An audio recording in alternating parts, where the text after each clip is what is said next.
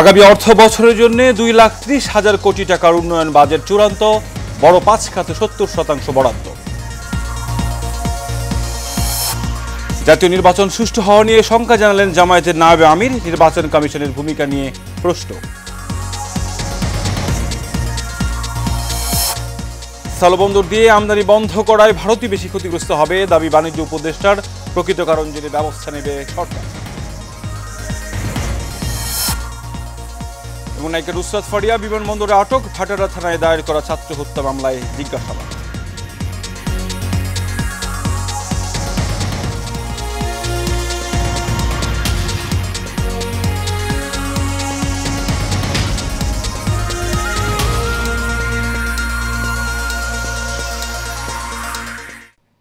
স্বাগত দিচ্ছেন সকালের সংবাদের সঙ্গে আছে আমি কাউসার আহমেদ। এখন শুনছিলেন বিআরবি কেবল ইন্ডাস্ট্রিজ লিমিটেড সংবাদ শিরোনাম। এবার চলে যাচ্ছি বিস্তারিত সংবাদে। আগামী 2025-26 অর্থ বছরের বার্ষিক উন্নয়ন কর্মসূচির আকার 2,30,000 কোটি টাকা চূড়ান্ত করেছে পরিকল্পনা কমিশন। চলতি অর্থ বছরের সংশোধিত এডিপির আকার 2,16,000 কোটি টাকা। উন্নয়ন বাজেটে বরাবরের মতো এবারও বড় 5 খাতেই 70% বরাদ্দ দেওয়া হয়েছে, যার মধ্যে শুধু পরিবহন ও যোগাযোগ খাতে 25% বরাদ্দ পেয়েছে। রোববার শেরে বাংলা নগরের এনইসি সম্মেলন কক্ষে অনুষ্ঠিত সভায় উন্নয়ন বাজেট চূড়ান্ত করা হয়। এডিপির খসড়া জাতীয় অর্থনৈতিক পরিষদের সভায় অনুমোদন দেন প্রধান উপদেষ্টা ডক্টর মোহাম্মদ ইউনূস। পরিকল্পনা উপদেষ্টা ডক্টর ওয়াহিদুদ্দিন মাহমুদ এনইসি সভা শেষে এই তথ্য নিশ্চিত করেন। অপ্রয়োজনীয় ব্যয় কমাতে চলতি অর্থ বছরের মূল এডিপি থেকে 35,000 কোটি টাকা কমিয়ে এবার বার্ষিক উন্নয়ন কর্মসূচির আকার ধরা হয়েছে 2,30,000 কোটি টাকা। এর মধ্যে সরকারি তহবিল থেকে 1,44,000 কোটি এবং বৈদেশিক ঋণ থেকে 86,000 কোটি টাকা আসবে। 1,142 প্রকল্পে এডিপির মোট 2,15,514 কোটি টাকা বরাদ্দ দেওয়া হয়েছে। আগামী জাতীয় নির্বাচন সঠিক ও সুষ্ঠুভাবে সম্পন্ন হওয়ার মতো পরিস্থিতি এখনও দেখতে পাচ্ছেন না বলে মন্তব্য করেছেন জামায়াত ইসলামের নায়েবে আমির ডক্টর সৈয়দ আবদুল্লাহ মোহাম্মদ তাহের। তিনি নির্বাচন কমিশনের ভূমিকা নিয়ে প্রশ্ন তুলে বলেছেন, নির্বাচন কমিশন অনেক ক্ষেত্রে সঠিক পদক্ষেপ নিতে পারছে না। জাতীয় সংসদ ভবনের এলটি হলে জাতীয় ঐক্যমত্য কমিশনের সঙ্গে জামায়াত ইসলামীর সংলাপে এই কথা বলেন ডক্টর তাহের। তার নেতৃত্বে জামায়াতের 11 সদস্যের একটি প্রতিনিধি দল এদিন সংলাপে অংশ নেয়। সংলাপে অন্তর্বর্তী সরকারকে নির্বাচনের আগে লেভেল প্লেয়িং ফিল্ড তৈরিতে আরও বেশি মনোযোগ দেওয়ার তাগিদ দেন জামায়াত ইসলামের এই নেতা। বাণিজ্য উপদেষ্টা শেখ বশির উদ্দিন বলেছেন, স্থলপথে বাংলাদেশি কিছু পণ্য আমদানিতে ভারতের বিধিনিষেধ আরোপের বিষয়টি এখনও আনুষ্ঠানিকভাবে বাংলাদেশকে জানানো হয়নি, তবে এটি বাণিজ্য ব্যবস্থাপনার একটি চলমান প্রক্রিয়া। রোববার সচিবালয়ে সাংবাদিকদের সঙ্গে আলাপকালে তিনি এসব কথা বলেন। উপদেষ্টা বলেন, প্রতিযোগিতামূলক সক্ষমতায় টিকে থাকতে দুই দেশের মধ্যে আলোচনার মাধ্যমেই এ সমস্যার সমাধান করা হবে। উভয় দেশের ভোক্তা এবং উৎপাদনের স্বার্থে দুই দেশের বাণিজ্য চলমান থাকবে। কয়েকটি বন্দরে বিধিনিষেধ আরোপ করলেও বেশ কয়েকটি বন্দর চালু রয়েছে জানিয়ে তিনি বলেন, আমদানি রফতানি ব্যবস্থা চলমান রাখতে আলোচনা সহ প্রয়োজনীয় সব উদ্যোগ নেওয়া হবে। এক নম্বর, আমাদের গার্মেন্ট শিল্প একটা বড় পরিমাণ ভারতে যায় এবং আপনারা নিশ্চয়ই জানেন যে এটা আমরা প্রতিযোগিতার সক্ষমতাই আমাদের রপ্তানিগুলো হয়। সো এটা দুইজনের জন্যই একটা লাভজনক প্রক্রিয়া বিষয়। সো নিশ্চয়ই আমরা মনে করি যে আমাদের যে ভারত নিজেও একটা টেক্সটাইল বা বস্ত্র শিল্পে একটা সমৃদ্ধ দেশ, তারপরেও যখন আমাদের দেশ থেকে এই রপ্তানিগুলো হয়, এটা আমাদের প্রতিযোগিতা সক্ষমতার উপরে ভিত্তি করেই হয়। ক্ষমতাচ্যুত হয়ে ভারতে পালিয়ে যাওয়া সাবেক প্রধানমন্ত্রী শেখ হাসিনার বিরুদ্ধে অবৈধ সম্পদের অনুসন্ধান শুরু করেছে দুর্নীতি দমন কমিশন দুদক। সম্প্রতি এ বিষয়ে সিদ্ধান্ত নেওয়ার পর কমিশন থেকে অনুসন্ধান টিম গঠন করা হয়েছে। সংস্থাটির উপপরিচালক মাসুদুর রহমানকে এই টিমের প্রধান করা হয়েছে। টিমকে শেখ হাসিনার অবৈধ সম্পদ অনুসন্ধানের দায়িত্ব দেওয়া হয়েছে। দুদকের ঊর্ধ্বতন একটি সূত্র জানায়, অনুসন্ধানকারী দল শেখ হাসিনার স্থাবর অস্থাবর সম্পদের হিসাব ও তার আয়কর নথি যাচাই বাছাই করে প্রকৃত তথ্য উদ্ঘাটন করবে। এর আগে শেখ হাসিনার বিরুদ্ধে প্লট জালিয়াতি, বিদেশে অর্থ পাচার, প্রকল্পের অর্থ লুটপাটের একাধিক অনুসন্ধান দুদকে চলমান রয়েছে। ইতিমধ্যেই পূর্বাঞ্চলে প্লট জালিয়াতির মামলায় চার্জশিট দাখিল করলে আদালত তার বিরুদ্ধে গ্রেফতারি পরোয়ানা জারি করে। হযরত শাহজালাল আন্তর্জাতিক বিমানবন্দর থেকে ঢাকাই সিনেমার আলোচিত নায়িকা নুসরাত ফারিয়াকে আটক করা হয়েছে। তাকে ঢাকা মহানগর গোয়েন্দা পুলিশ কার্যালয়ে নেওয়া হয়েছে। রোববার বাংলাদেশের বিমানের একটি ফ্লাইটে থাইল্যান্ড যাওয়ার সময় ইমিগ্রেশন পুলিশ তাকে আটক করে পরে ভাটিয়ারা থানায় পুলিশের কাছে হস্তান্তর করে। ভাটিয়ারা থানা থেকে ডিবি কার্যালয়ে নেওয়ার বিষয়টি নিশ্চিত করে ডিএমপির যুগ্ম পুলিশ কমিশনার মোহাম্মদ নাসিরুল ইসলাম বলেন, নুসরাত ফরিয়াকে ডিবি কার্যালয়ে নেওয়া হচ্ছে। ভাটিয়ারা থানার দায়ের করা মামলায় তাকে জিজ্ঞাসাবাদ করা হবে। জিজ্ঞাসাবাদে প্রাপ্ত তথ্যের ভিত্তিতে পরে আইনানুগ পদক্ষেপ নেওয়া হবে। নুসরাত, অপু, নিপুণ, ভাবনা, জায়েদ খানও হচ্ছেন হত্যা চেষ্টা মামলার আসামি। তার বিরুদ্ধে 2024 সালের বৈষম্য বিরোধী আন্দোলনে হত্যা চেষ্টার ঘটনায় ভাটারা থানায় একটি মামলা রয়েছে। মামলায় তাকে বৈষম্য বিরোধী আন্দোলনের বিপক্ষে অবস্থান নিয়ে আওয়ামী লীগের অর্থের যোগানদাতা হিসেবে উল্লেখ করা হয়েছে। প্রায় 8 বছর আগে কারখানার ময়লা পানি খালে ফেলতে কাঁচা হয় গাজীপুরের শ্রীপুরের নয়নপুর চকপাড়া সড়কটি। চুক্তি অনুযায়ী সংস্কার করে দেওয়ার কথা থাকলেও 8 বছরেও পাকা হয়নি সড়কটি। ফলে ভোগান্তি নিয়েই চলাচল করতে হচ্ছে স্থানীয়দের। অভিযোগ উঠেছে, সড়ক সংস্কার দেখিয়ে এলজিইডির সহযোগিতায় জামানতের অর্থ তুলে নেয় কারখানা কর্তৃপক্ষ। যদিও খোঁজ নিয়ে ব্যবস্থা নেওয়ার আশ্বাস এলজিইডির। বিস্তারিত আরিফ খান আবিরের রিপোর্টে। শিল্প অধ্যুষিত গাজীপুরের ব্যস্ত সড়কে বছর জুড়েই চলে পানি ও গ্যাস লাইন সংস্কারের কাজ। বন্ধ নেই ড্রেন সংস্কারের কাজও। শ্রীপুর উপজেলার নয়নপুর চকপাড়া এই সড়কটি প্রায় 8 বছর আগে এলজিইডি থেকে অনুমোদন নিয়ে পানির লাইন তৈরি করে কয়েকটি শিল্প কারখানা। চুক্তি অনুযায়ী সড়ক সংস্কার করার কথা থাকলেও তা না করে জামানতের অর্থ সরকারি কোষাগার থেকে তুলে নেয় কারখানা কর্তৃপক্ষ। স্থানীয়দের অভিযোগ, সড়কে ছোট বড় গর্ত থাকায় ভোগান্তি নিয়ে চলাচল করতে হয় তাদের। এখানে যারা বিভিন্ন সময় দায়িত্বে ছিল তাদেরকে জানানো হয়েছে, কেউ এটার দিকে নজর দেয় না। বা এখন বর্ষা হলে রাস্তার এপার থেকে যে ওপারে যাবো সেই ব্যবস্থাও হয় না, পানি বাইজা থাকে। পানি জমা জায়গা, বৃষ্টি নামলে যখন মাগুর মাছ ছাড়া যাবো এমন একটা ভাবো। শিল্পকার এলাকা হওয়ার পরে পাট প্রায় একবার পাকা হয়েছে, আবার চলে গেছে, আবার চলে গেছে। রাস্তা অনেক খারাপ এটা। এই ছোট বেলাতে দেখতেছি এই রাস্তাটা ভাঙা ঠিক করে না। ওই ডালের জায়গায় 1 চাকা পড়লে আরেক চাকা মনে করেন অনেক এক গিটবার মতন আলগি হয়ে যায়। তো মনে হয় আমরা চলাফেরা খুব কষ্ট হয়ে যায়। একটা যাত্রী মনে করেন দায়টা যেতে পারে না। অনেকদিন ধরে তো রাস্তাটা ভাঙা, রাস্তাটা করার কোনো লোক নাই।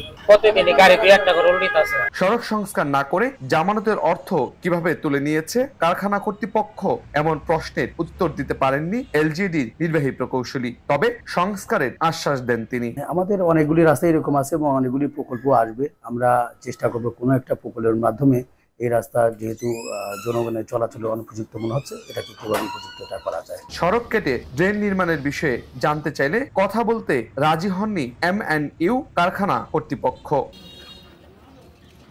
আরিফ খান আবির, এশিয়ান টেলিভিশন, গাজীপুর।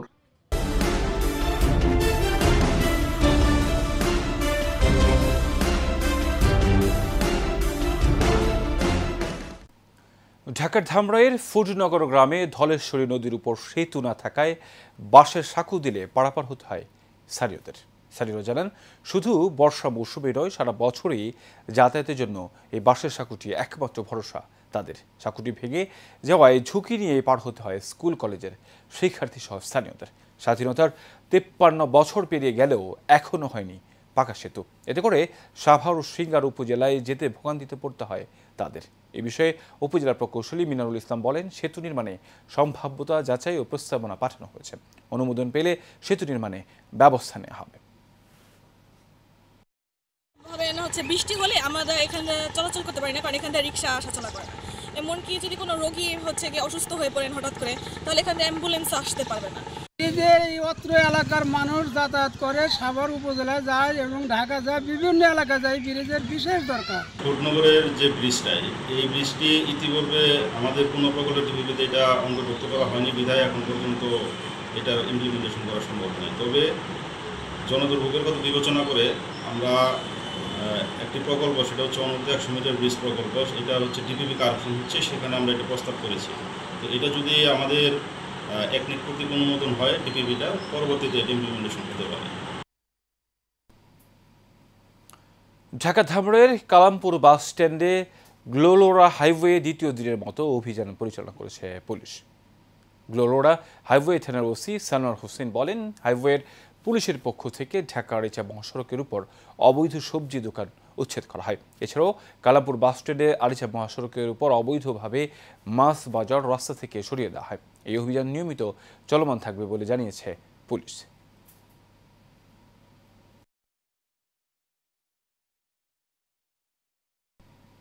নরসিংদীতে এশিয়ান টিভির সাংবাদিক মেহেদী হাসানের উপর হামলার প্রতিবাদে সাংবাদিকদের উদ্যোগে মানববন্ধন করা হয়েছে। নরসিংদী প্রেস ক্লাবের সামনে এই মানববন্ধন অনুষ্ঠিত হয়। ঘণ্টাব্যাপী এই কর্মসূচিতে বক্তব্য রাখেন নরসিংদী সাংবাদিক ইউনিয়নের সভাপতি মোহাম্মদ শাহাদাত হোসেন রাজু, নরসিংদী প্রেস ক্লাবের সিনিয়র সদস্য হলধর দাস, নরসিংদী জেলা রিপোর্টার্স ক্লাবের সভাপতি শফিকুল ইসলাম রিপন, কার্যনির্বাহী সদস্য আব্দুল জলিল মিয়া সহ অন্যান্যরা।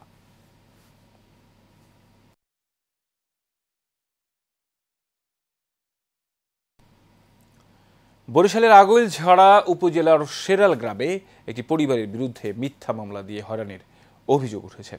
ভুক্তভোগী পরিবারের সদস্যরা জানেন, প্রতিপক্ষ এনামুল হক শেরনি আবাদ তাদের জমির পাশে লাগানো কয়েক লাখ টাকার গাছ বিক্রি করে দেয়। এছাড়াও ভুক্তভোগী আবু তাহের, আমিন, লিমা বেগম, শিল্পী বেগম সহ 6 জনের বিরুদ্ধে এনামুল হক আদালতে একটি মিথ্যা মামলা দায়ের করেন। তাই ঘটনার সুষ্ঠু তদন্ত করে বিচার দাবি করেন তারা।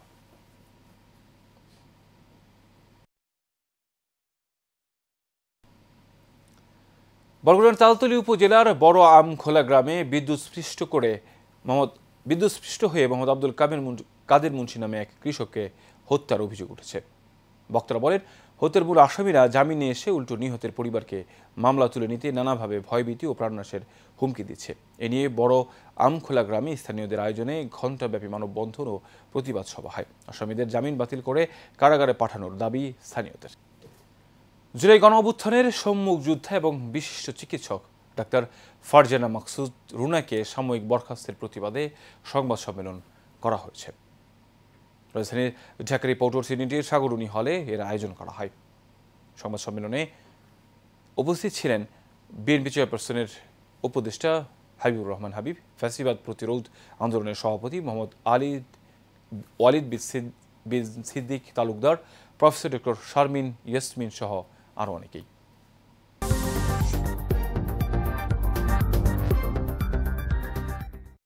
এবারে চট্টগ্রাম সংবাদ।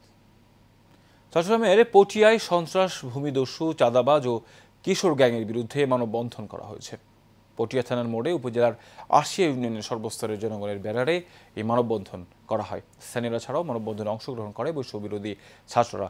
বক্তারা বলেন, 18 মামলার আসামি মোকাম্মেল ও সোহেলের নেতৃত্বে বিভিন্ন অপরাধ করা হচ্ছে। অবিলম্বে তাদের গ্রেফতারপূর্বক শাস্তির দাবি জানান বক্তারা।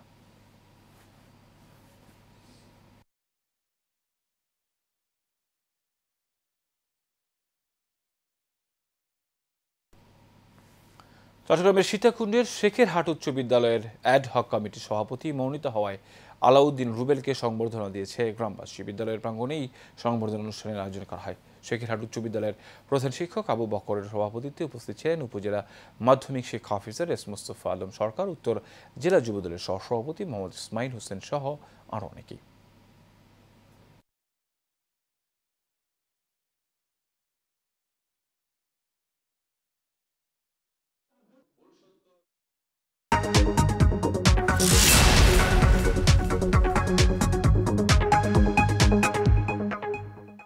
এরপরে জানাবো বাণিজ্য সংবাদ।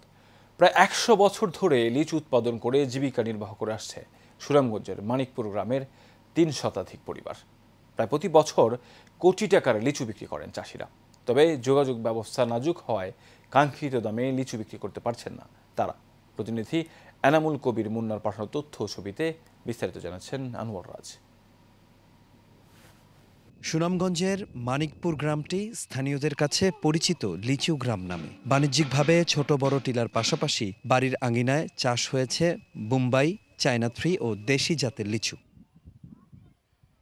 মানিকপুরে গ্রামে প্রতি বছর লিচুর বাম্পার ফলন হলেও এবার তীব্র খরায় মুকুল ঝরে পড়ায় ফলন খানিকটা কম হয়েছে।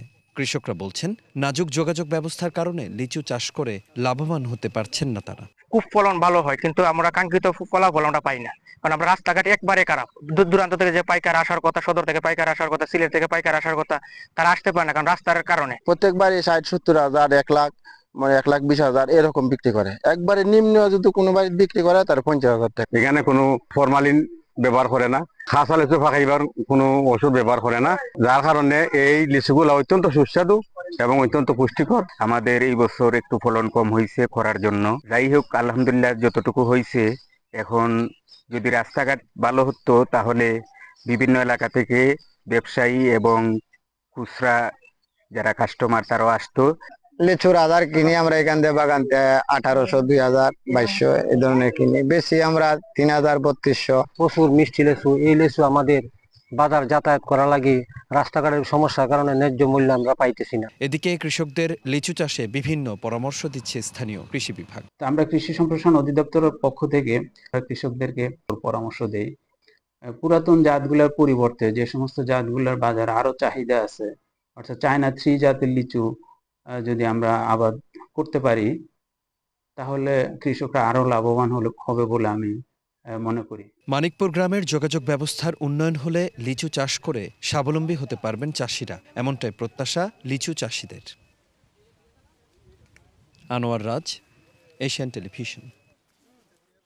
শেষ করবে এশিয়ান সকালের সংবাদ। এর আগে বিআরবি কেবল ইন্ডাস্ট্রি লিমিটেড সংবাদ শিরোনাম জানাবো আরও একবার।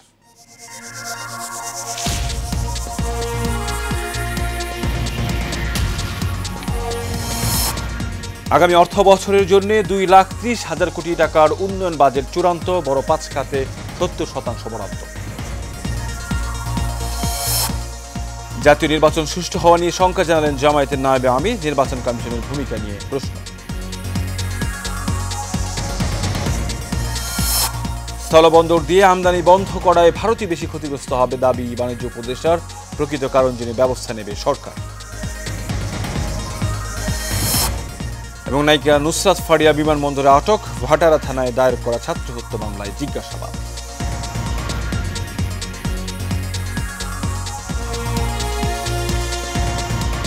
সকালের সংবাদে পর্যন্তই, সংবাদ দেখার আমন্ত্রণ রইল। ধন্যবাদ।